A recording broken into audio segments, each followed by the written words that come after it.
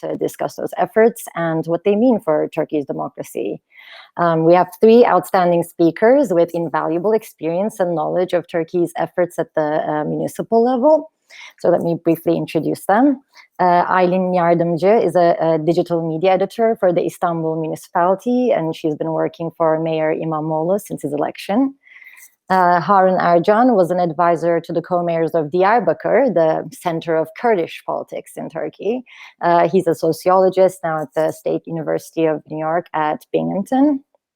And Seren Selvin Korkmaz is a political scientist currently based at Stockholm University in Sweden, and she's also the director of IstanPol Institute. A quick note on the format before we begin. I will ask our panelists a series of questions, and then we'll have some time at the end for audience questions. If you'd like to submit a question, please use the hashtag POMEDLive on Twitter or send an email to communications@pomed.org. I apologize in advance if I'm unable to get to your questions since our time is limited. We'll wrap this up around at noon. So to start us off, I'd like to turn to Aylin. Istanbul is hit worst by the pandemic since it's Turkey's most populated city and financial capital. The Interior Ministry has not imposed a full lockdown, so most people need to go to work and use public transportation. What has Mayor Imamoglu been doing to combat the spread of the virus and also to alleviate the social and economic impact on the people, the public? So thanks, Merve, first of all, for having me here and giving us an international platform to talk about how the last year has unfolded for the opposition-led local governments, municipalities in Turkey, including the Istanbul municipality, or the Istanbul Metropolitan Municipality, to give its full name. It's been an extremely eventful year, to say the least, for Istanbul, as we first had to redo a local election that was annulled on rather shaky grounds and had to be repeated in less than 3 months. And now, as of March, to be more precise, both the city and its administration is faced with the coronavirus crisis, which was declared a global pandemic in the same month. So talking about challenges, we've had them in all shapes and forms in Istanbul in the past year. To start off with what we've been doing in Istanbul to fight the pandemic, I could say that, well, first of all, just like you've mentioned, Istanbul is the epicenter of the outbreak in Turkey right now, with more than 60% of the cases, of the official cases, present here. However, the municipality, the Istanbul Metropolitan Municipality, was very quick to react to the first hints even of the epidemic in Istanbul. The public disinfection operations, both in transport vehicles and in public spaces run by the municipality, started as early as the first day of March, when no cases were officially reported in Turkey. And just to remind, the first case was reported in Turkey by the health minister on the evening of the 11th of March. Another important precaution the municipality of Istanbul has taken was to do with the water and natural gas bills. So the city's gas and water is provided by two companies and institutions run by the municipality. There are subsidiaries, municipal subsidiaries. For those who were unable to pay their bills during this pandemic, their waters and gases wouldn't be shut down following a recent decision by the municipality. And one of the most talked about precautions we've taken was to require all passengers on public transport to wear masks on the transport lines. Actually, by date, this precaution precedes a number of major cities in Europe, including Berlin, for instance, who has announced the same decision on the 27th of April. And on top of that, we started distributing masks free of charge on public transport lines for citizens who were unable to afford them in the beginning. And it wouldn't be an exaggeration to say that this prompted the government to distribute masks free of charge to all citizens, and even to go as far as banning the sale of masks. in Turkey. We're also distributing food and hygiene parcels for those who have signed up for the social assistance scheme of the municipality. And the number of new applications we have received is staggering in this period, in the pandemic period, as the number of applications have surpassed 750,000, nearing 1 million people almost as we speak. Right now, which finally takes us to another much talked about issue, the donation slash fundraising issue. So the Istanbul Metropolitan Municipality, along with other leading opposition-led municipalities in Turkey, including Ankara under Mansur Yavaş, under Mayor Yavaş, introduced a donation campaign whereby citizens could donate towards food and hygiene parcels that the municipalities were providing to those in need. And even though municipalities in Turkey have the legal right to accept donations, this campaign was blocked and suspended on the grounds that municipalities and other local bodies were allowed to collect donations only if authorized by the local governor's office. And now there's a criminal investigation going on into the donation campaigns of not only the Istanbul municipality, but 10 other metropolitan municipalities in Turkey, including Ankara, Adana, Mersin, and others. And all of these municipalities are, no surprise, led by the opposition. Yeah, thank you for that. It's really a strange response by the government to block these efforts in, as you mentioned, Adana and Mersin, which are also controlled by the main opposition, CHP. There were similar bans, and I believe just recently in Adana, some municipal volunteers who were distributing bread were actually arrested while doing it. So.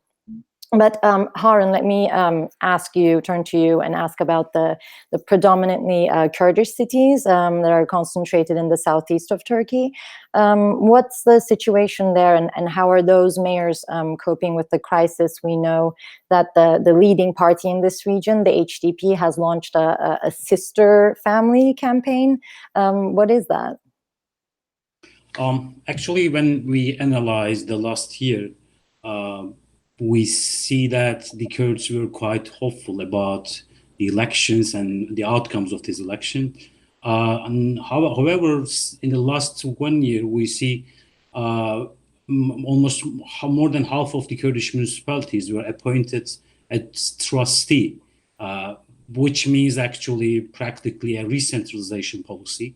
So there are 3 Kurdish cities which are significantly important because of their population. These are Diyarbakır, Van, and Mardin. So just 4 months after these HDP candidates were elected, they were kind of removed from the office. So the governors became also the mayors in those cities.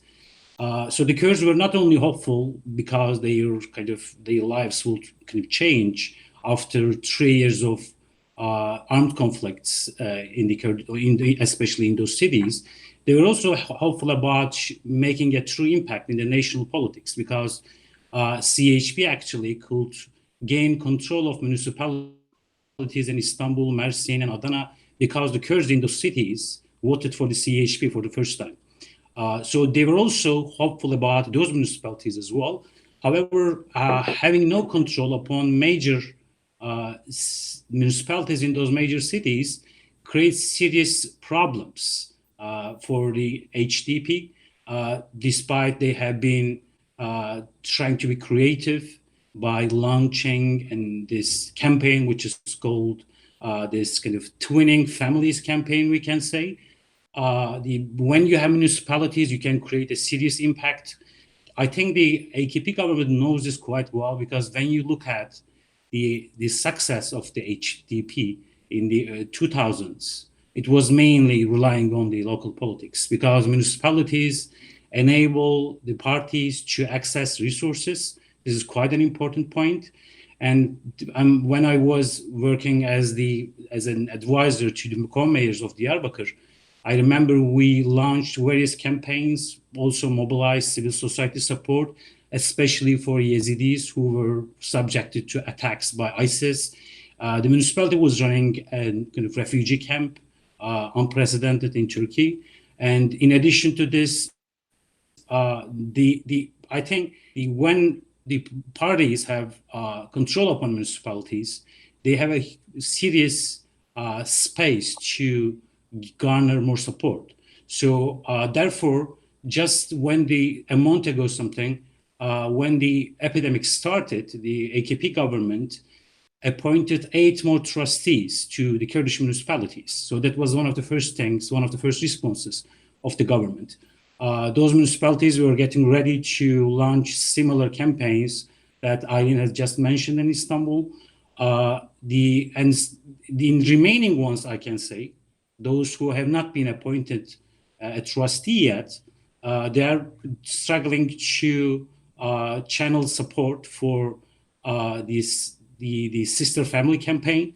We know that historically speaking, the Kurdish region has been the most underdeveloped region in Turkey.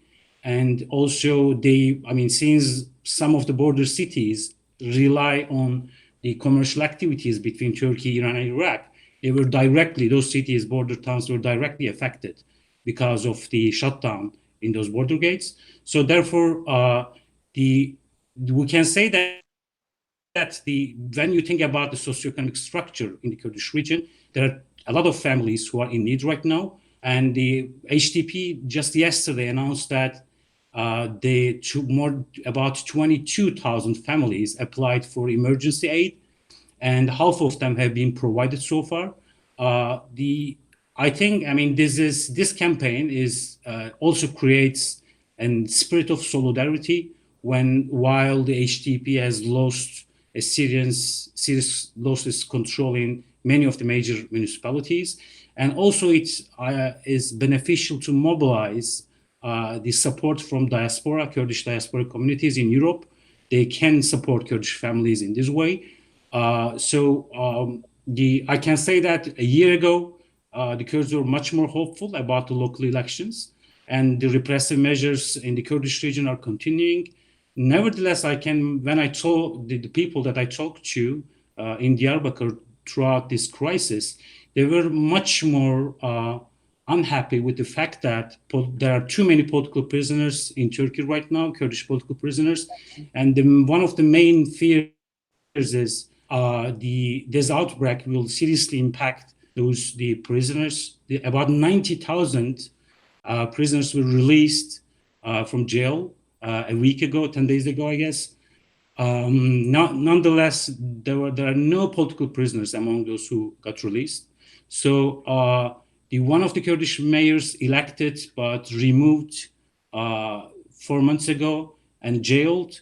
She was infected with the coronavirus, so she got released. So this is not just a concern about the prisons. It's kind of a serious matter that affects all Kurdish people who have relatives or friends in prisons. So I can say that the Kurdish response against this epidemic has been trying to strengthen solidarity networks on the one hand, on the other hand, trying to make an impact about the condition of political prisoners. Remember that most of the prominent figures of the Kurdish movement are still in jail, like previous co-chairs of the HDP, Ms. Figen Yüksekdağ and Mr. Selahattin Demirtas, including hundreds of years, including the mayor that I was working with, Ms. Gülten Kışanak. So they have been in prison, and this, when I talk to people in Diyarbakır, the locals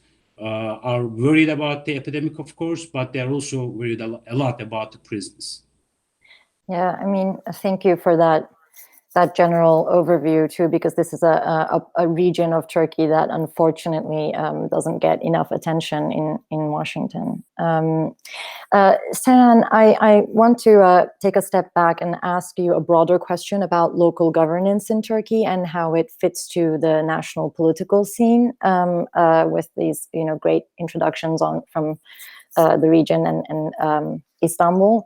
Many see last year's election as a real game changer for the opposition. Why is that? What do municipalities really mean in Turkey? And I ask that with both what are their soft power and how much power do the mayors actually have under such a centralized political system? Thank you, Merve. Actually, Aylin and Harun has just explained the practice, the strategic importance in the field. I will wrap up the whole situation maybe.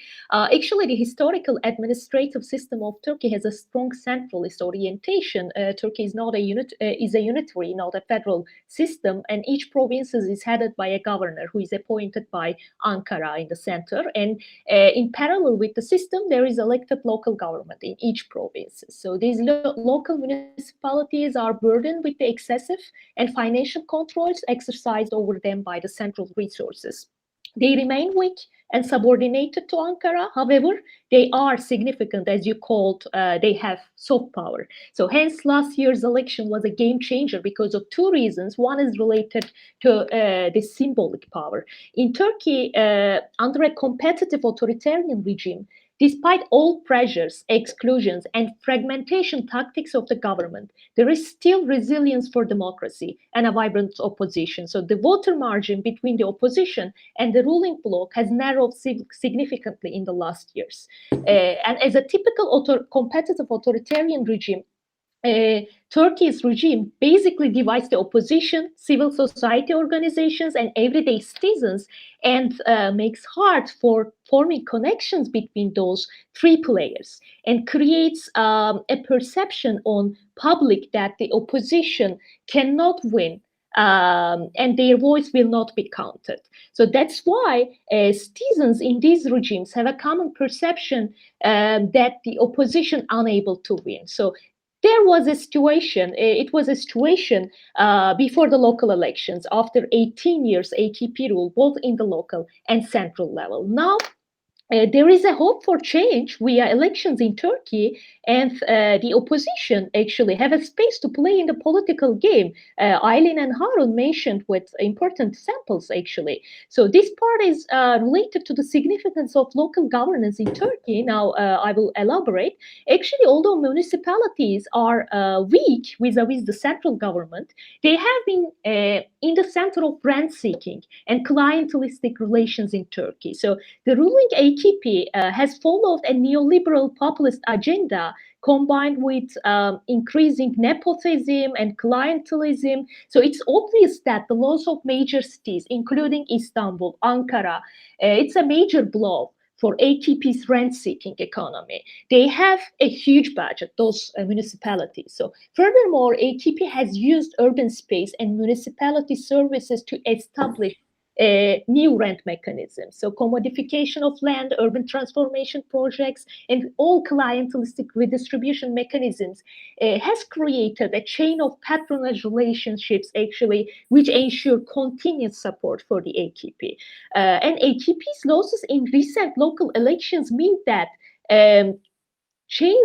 these chains of flawless mechanisms had been broken, and someone else may use it. So it's the perception of the AKP cadres. So the leadership, the personality, actually also, it is still very important in Turkey. Our recent public perception research in IstanPol that we did also support this. People in Turkey seek for the saviors, protectors in the lack of weak institutions.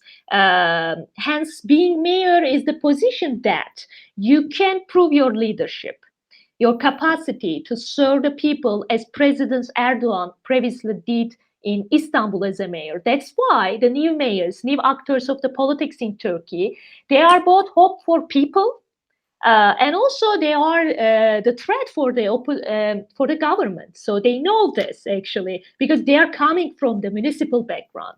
I would like to highlight that there is also change in the system in Turkey, which makes the role of mayors are more crucial. I think the presidential system has broken the patronage networks in Turkey that people are used to. It created new kinds of patronage mechanisms, relied on macro level networks. For instance, in Turkey, voters see the members of parliaments or local branches of parties as their access to agents to networks or clientelistic relationships or any other things that they need. I think this may adversely affect the AKP as well under the presidential system, because it was easy to access the benefits or networks via local party brains and members of the parliaments before that. But in typical Turkish type of presidential system, there is no real power of the cadres of the ruling party itself and the MPs. So because the power is more concentrated on the president and the executive branch appointed by him, so previously being mayor was a stage for being a member of parliament, being a minister in Turkey. But now, maybe people who have followed the situation will remember, most prominent figures of the parties expressed their will to run in the local elections last year. So actually, it is important stage for people who would like to show their leadership capacity. As a last remark, under the lack of press freedom and strong populist manipulation, those municipalities are the means to prove that as a leader, you care about the people. You have a capacity to respond to their daily problems, such as transportation, accessing to affordable food, even the collecting the trash. These are important for people. So in the fragile economic situation of Turkey, not only the identities, but the bread and butter issues matter anymore. So it's also an area to catch the voice of the urban poor and the precarious. So very important position for the opposition. And it is, despite of everything, every obstruction from the government, it's an hopeful institution for the opposition, for the future of Turkey to reclaim democracy. Yeah, thank you for that great answer, and for highlighting the patronage relationships, because it shows the financial power that the mayors have at the local level as well. But there's also this emotional attachment to localities that I would like us to talk about, particularly in such a large and diverse country like Turkey. Cities express local identities and individualities, and this is pretty central to all democracies, of course, but especially in a heterogeneous country like Turkey. Harun, can I get back to you, and because this is particularly important for Turkey's Kurds who feel largely marginalized in the national politics. So there's a strong attachment to local governance and expression of identity, especially in predominantly Kurdish cities, where the state's decades-old assimilation policies have failed. So why does the HDP, for example, place such a premium on its mayors? What does local governance mean for the Kurds? Probably the Kurdish populations in Turkey are the ones who value local democracy the most, mainly because the Kurds, since the establishment of the republic, for decades, the Kurds had no institutions at all, which would be kind of on their own. Just for a brief period in late 1970s, the Kurds gained the control of a couple of municipalities in the region, but just after the coup in 1980, they lost it. So actually the Kurds started to gain control of municipalities in 1990 and in late 1990s, and these increased when in parallel to democratization process in Turkey in 2000s. So historically speaking, the Kurds value it most because they don't feel belongingness to institutions in the national politics. Currently, as Seren already mentioned, the national politics has changed drastically, especially in the last 5 years. So the political parties in the parliament used to be at the center of the politics in Turkey. While the parliament started to lose its political significance, I think the rise of local politics was inevitable, and that's what we are seeing right now. And the Kurds are aware of this, and emotionally they are quite attached to those municipalities. And I can say that there are two competing programs in the Kurdish region about the municipalities. On the one hand, we see that the AKP, after not being able to gain control on all these Kurdish municipalities a year ago, as I just mentioned, appointed trustees, and these trustees are running similar policies in the locals. One of the, I think the focus of their policy focuses on further Islamization of the Kurdish society. So these trustee appointed or re-centralized, let's say, municipal bodies support Islamic NGOs, and they are further trying to deepen the Islamic the activities in the region. On the other hand, remember that HDP's main promise, when you look at the HDP's program about local politics, they have promised three things mainly, and that's why I think what brought them success in previous local elections. One of them has been, of course, raising demands against the assimilation policies and trying to revive Kurdish culture, using municipalities as, like many people wanted, using municipalities for activities, for cultural plurality.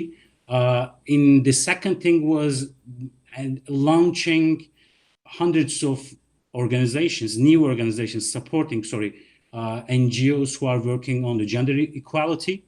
So when trustees were appointed to those municipalities, they practically become void. They have no meaning afterwards. For example, I mean, just 10 days ago, Batman municipality, a month ago, Batman municipality was appointed trustee. And there is a branch in the municipality founded by the HDP mayors, which mainly works on gender equality. And however, this man was kind of brought into the charge of this kind of branch that works on gender equality. So the similar practices are quite common in the Kurdish region. Another thing I think that has been a ground for competition between these two different agendas has been trying to decrease the rate of poverty in the Kurdish region. So the Kurdish movement has been used these municipal bodies actively to make an impact. And remember, the Kurdish party was only able to get 6% or 7% votes traditionally. And by relying on the local municipalities and also, of course, relying on the boost came with the peace process, the HDP could gain 13% of the votes, which was a huge blow against the one-party rule of the AKP in 2015. So I can say that the Kurds know the power of local governance, and unfortunately, they lost control upon these municipalities in the last year. That was the case actually 3 years before too, after the urban warfare that took place in Kurdish regions in 2015 and 2016. So the Kurdish movement was thinking that things could really change after they gained control in the municipalities. But the agenda of the government has been re-centralizing the local governance in the Kurdish region. And one thing I would like to emphasize is the fact that those rules and which changed about these appointing trustees is not something peculiar to Kurdish region. I think the government is using Kurdish region as where they can kind of just practice certain policies, which can then be imported to the west of Turkey. For example, when you look at the last couple of months, you see that some municipalities in Izmir, they were also appointed a trustee.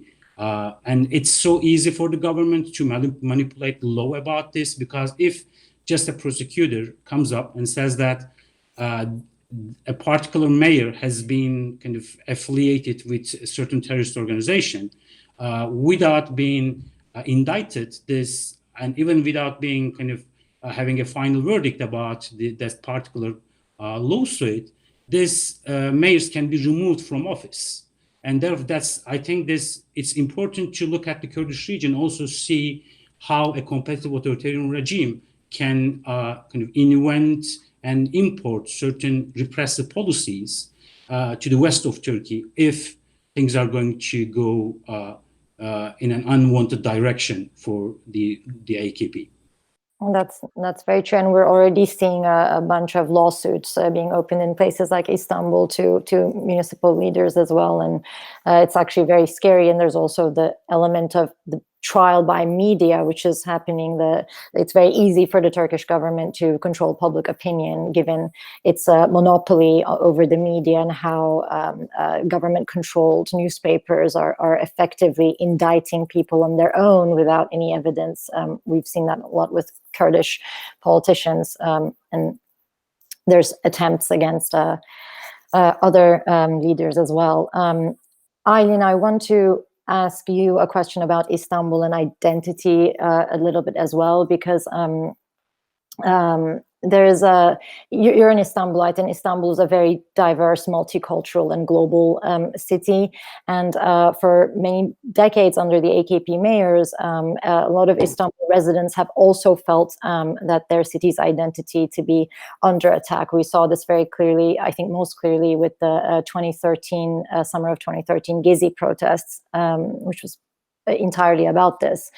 So what I want to ask, talking about the soft power as well, that these mayors can have, what the election of Mayor Imamoglu and meant for those people who felt their Istanbul's identity to be under attack for so long, and I guess more specifically, what kinds of political values has Imamoglu embraced as a mayor, but also throughout his campaign, and how is his leadership changing the way Istanbulites like yourself are feeling about your city and country? I would say the two key values embraced by Mayor Imamoglu that have had an impact on how Istanbulites feel about their city is participation and transparency.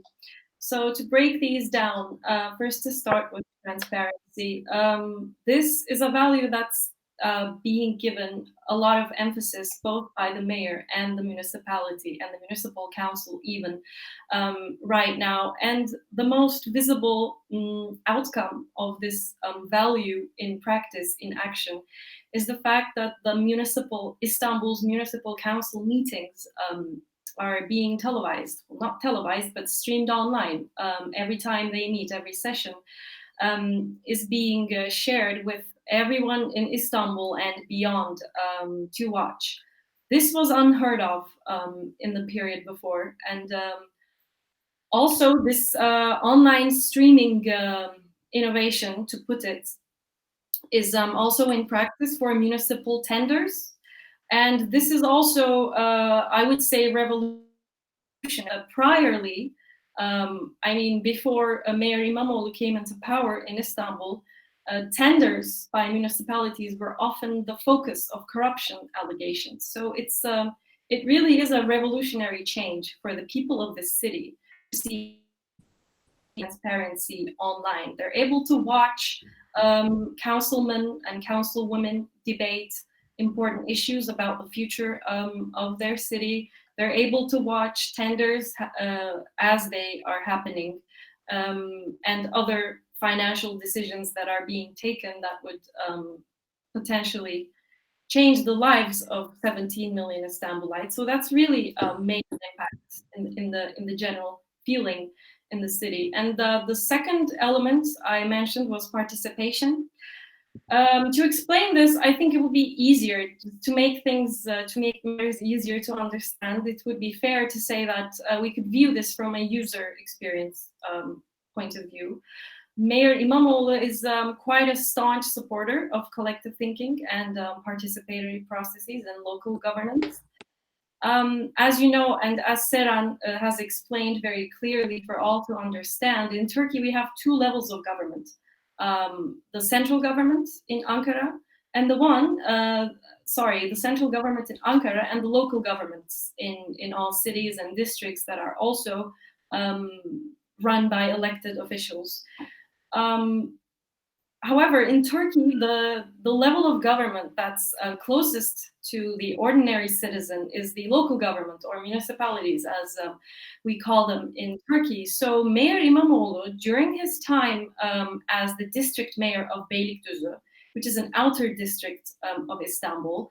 He saw that to sustain that kind of proximity with the people, designing policies and services with direct input from the people, from the citizens, bared a lot of benefits. So he's very insistent on doing the same thing as his time as the mayor of Istanbul. How do we see this in action? We see this in action in the large number of workshops that have happened after his election into office. We have held a workshop on the Kanal Istanbul project that had been widely debated for weeks, even months in Turkey. We've held workshops on earthquake resilience, which currently it is currently the biggest threat facing Istanbul right now, perhaps after coronavirus. We've had workshops on water management, etc. You name it.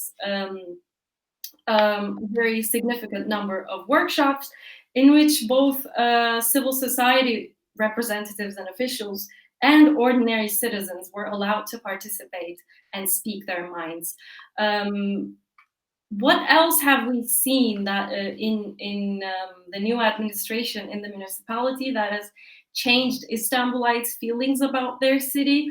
Well, we're seeing more space opening up for civil society, as I've just mentioned in the case of the workshops.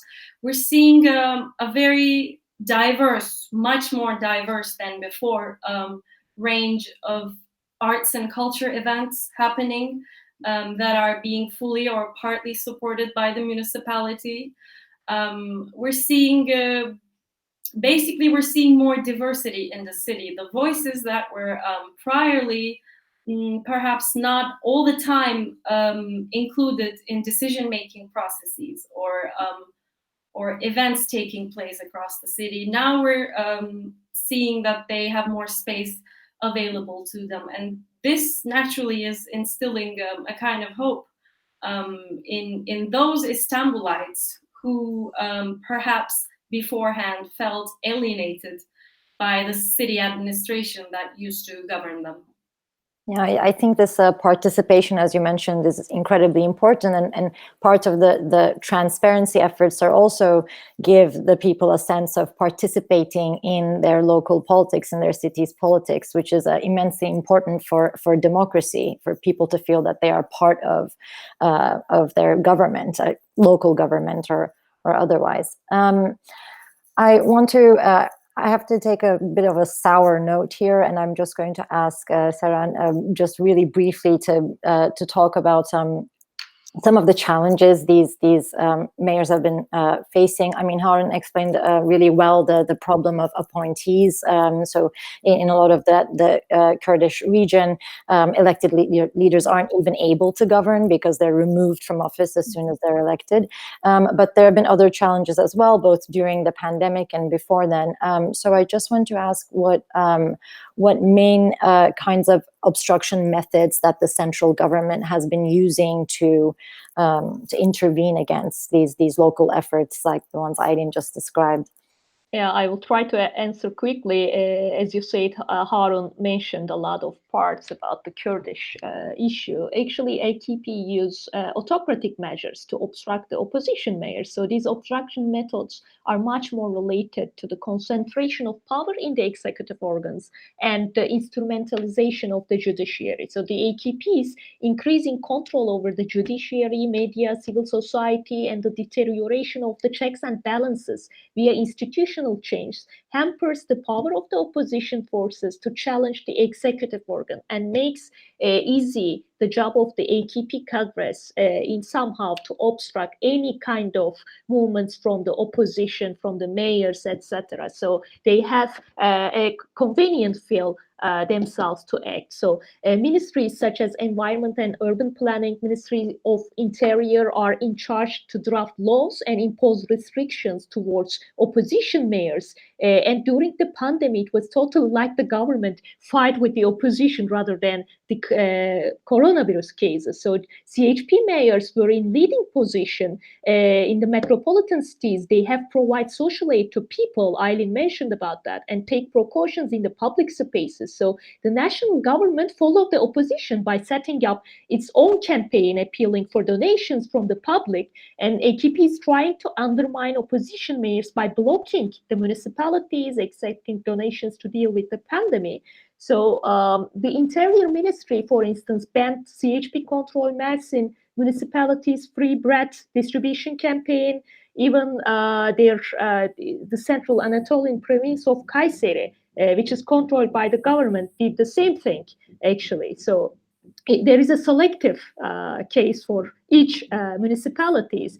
And then government actually try to inhibit, for instance, Adana municipalities' activities.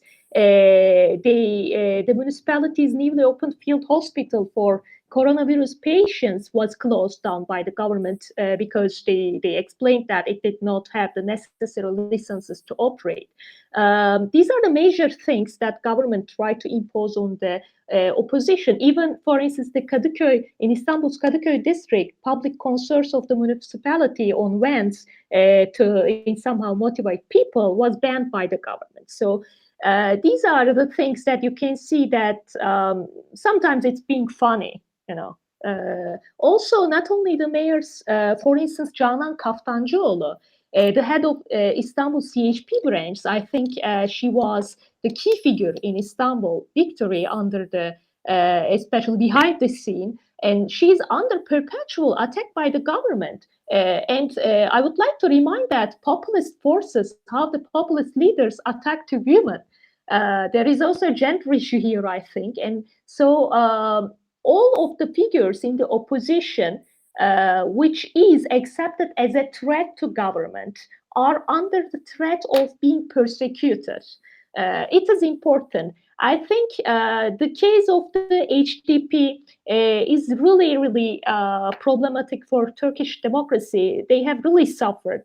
I won't repeat what Harun said, but I would like to mention that Harun is right. I think the competitive authoritarian regime in somehow used the Kurdish areas to try their, what can they do anymore to suppress the opposition. And if the opposition cannot resist towards all these measures without just looking at the party affiliation, they have to stand for the democracy. That's why I think, yes, the competitive authoritarian regime of Turkey, their populist discourses are being paid for the other countries, other leaders such as Orban in Hungary. The opposition and all of the struggles in the opposition actually can motivate the other countries, opposition in other countries under populist regimes. That's why I think it's very important. And as a last remark, I believe that the government's plans could backfire if it continues to remove power from local non-AKP authorities, because those moves that could strengthen the opposition's victimized position and unite supporters of the opposition parties. And I think it also gives space for the opposition actors to be more creative in their strategies. Thank you. Yeah, that's actually a great last remark, and thank you for mentioning Hungary. I was going to talk about I mean, there's a good parallel with the mayor of Budapest as well, who I believe recently met with Mayor Imamoglu. So there's this sister city effort there. I am going to turn to audience questions in just 1 minute, I promise. So I have one quick brief question, but before that, just to remind our audience, you can use, if you'd like to submit a question, you can use the hashtag POMED Live on Twitter, or email us at communications@pomed.org. Just very, very quickly, please, so that we have some more time for the audience questions. But Seren just mentioned about how this is kind of pushing, this authoritarianism is pushing, competitive authoritarianism is pushing local leaders and emergent politicians to become more creative. And so I want to ask you, how has the Istanbul municipality been responding to the various interventionist methods coming from the government? I think Mayor Imamoglu is a really special case here. He likes to turn the negativity into opportunities, and most recently there have been some really great examples even under the pandemic, particularly with the on and off curfews, turning those into an opportunity. So would you like to say a positive note on that?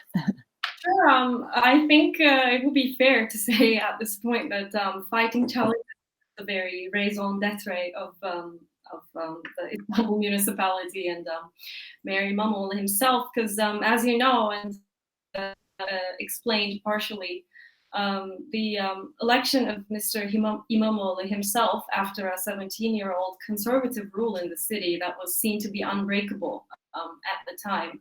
This was seen as a miracle come true for many Istanbulites, and the mayor had to overcome a number of extremely challenging hurdles during his campaigning period, such as widespread fake news, false stories in certain mainstream media outlets, no screen time during the campaigning period on mainstream television channels, having to organize citywide, having to organize all across the city to protect the ballot boxes, to ensure election safety, and finally he had to overcome a ruled out annulled election. But what happened next was that he was elected once again in 3 months' time, but this time with 800,000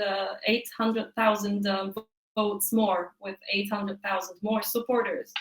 And if that wasn't enough, now he's faced with the management of a global scale pandemic within a year of his election, whose epicenter in Turkey is the city that he governs. So we're looking for a positive note. I think this is the exact point to find that note. As I've said before starting my current sentences, overcoming challenges is the very reason why Mayor Imamoglu is in office anyway. And the Istanbul municipality is the best example to show not only Turkey, but the whole world that miracles happen, and they're not miracles, they're simply hard work. That is a great note. Thank you for that. I'm going to take the audience questions, bearing in mind our limited time here. And the first one I want to ask about is one regarding the migrants and the government's, the ruling party's narrative. The question is, and it's for all of you to comment on this, the ruling party's narrative that it's the only friend of the Syrian people and the migrants in general, while at the same time it views Turkish opposition as enemies of the people. With almost 100,000 new Turkish Syrian citizens, do you think that in some governorates this might make a difference in future elections, and what would the opposition parties embrace these new citizens? Maybe I can answer if you would like that. Actually, regarding the migrants, the challenging position of the opposition actors in Turkey, what I can extract from our research is that in Turkey there is a polarization, strong polarization, strict polarization. And one of the issues that all of the voters from different parties, they agree on anti-migrant perception. That's why if you would like to create a migrant-friendly agenda, your job as a leader would be very, very difficult. But luckily, we have never heard any anti-migrant policy or discourse from the opposition figures, even if their base are against the migrants. So it is the challenging problem for the all policy actors in Turkey in the future, and they have to create very, very important policy to include the migrants in Turkey. It's important. That's I think that's a really important point. But I mean, even also the government has used in its media have used the problem of Turkey's struggle with the refugees to attack opposition leaders, including Mayor Imamoglu as well. But Aylin, I have actually a more specific question for you, and that's and you can sort of comment on the migrants as well in Istanbul, because there's a huge number of them. But it's about the presidency's efforts to strip municipal power as a response to Mayor Imamoglu's victory, and how is the mayor thinking about that attack and mitigating it, keeping governance authority with the municipality? Mm-hmm. I'm not sure if this is in reference to the most recently suspended donation campaign, but if that is the case, because that's the most recent confrontation, so to speak, that has happened between the Istanbul municipality and the government, it is it is written in law. It is the legal right of municipalities to accept donations. However, the Interior Ministry has objected to that on the grounds that the local governor's office should give authorization first if a municipality is to collect donations. What's happening is that this is now not our business to comment, but the judiciary's. There's a criminal investigation currently going on in the Interior Ministry, and the Istanbul municipality has given its own arguments regarding the issue, regarding the case to the Interior Ministry. So what we're going to have to do right now is wait and see if there's a positive outcome. Yeah, I think that's fair. I think we're really running out of time, so I'm going to have to pick just one more question. And I think this is for kind of all of you, but maybe Seren, we could start with you. Are there ways that Western efforts, either through assistance programming or through policy, that could help buttress and further empower municipal leaders in Turkey? And I think it's a bit of a broad question. Can you repeat the question? Sorry, I didn't get the question. Yeah, it's about Western assistance and the ways in which that Turkey's, I believe the question is about European and American partners can help buttress and empower the municipal leaders. And the question is whether that's through policy or with assistance in programming, and I believe that means to civil society. Mm-hmm. Actually, there are lots of debates in Turkish politics as well about whether the opposition should cooperate with the other forces in abroad. However, I think we need to struggle with all populist regimes around the world. We need solidarity. We need to rebuild the institutions, the liberal institutions, in a more democratic way. We have to rethink that. That is why any opposition in any specific country, I think, cannot deal with the populists themselves. So I think they need international solidarity. And specifically in Turkey, for the municipalities, they need both economic support from I think European Union, and they also need corporations to make their job easy, because they will have I think both financial and political difficulties in the future. May I add something on this? Yeah, of course. Actually, I think European institutions can play a major role in protecting the local democracy in Turkey. By experience, I can say that I personally struggled a lot in order to, let's say, activate those mechanisms when the Kurdish municipalities were appointed trustees in 2015 and 2016. But I don't think they were serious enough to see the threat that local democracy is seriously undermined in Turkey. and this was not something just peculiar to the Kurdish regions. I think that was the understanding, because there are too many, Turkish government has too many legal obligations against for the because of the kind of international agreements it had signed, and therefore I think the European institutions can be more careful and more caring, and also more attentive to abuse of power in Turkey that directly attacks the local democracy. I think that's quite important. They did not do that, I believe, when the Kurdish municipalities were appointed trustees. I think they should do that in order to prevent further deepening of authoritarian rule in Turkey. I think that's a very important call.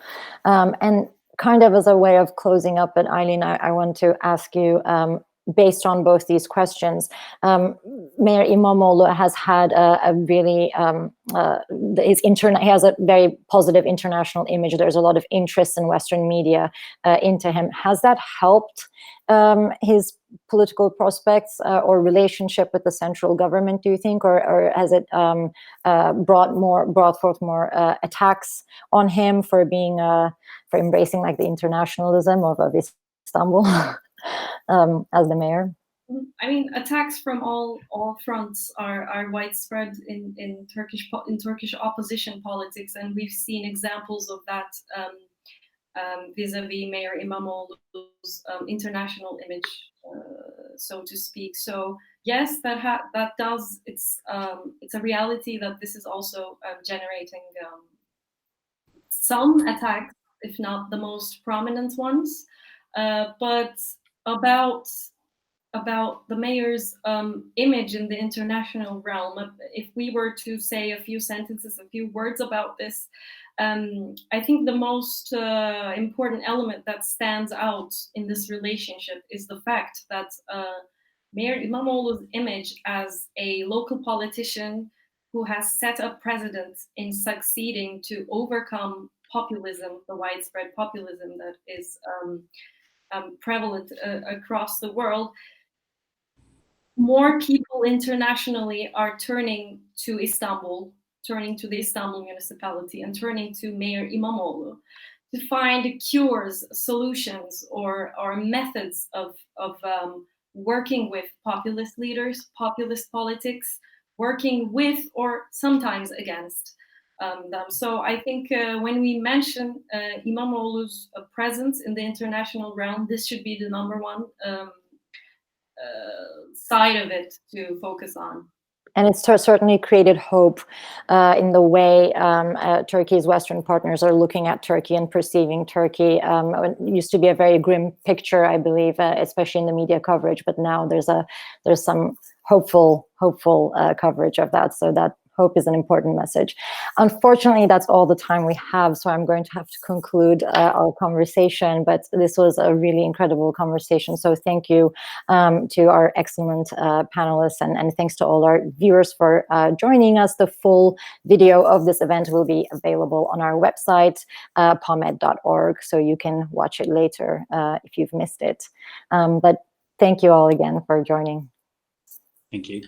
Thanks.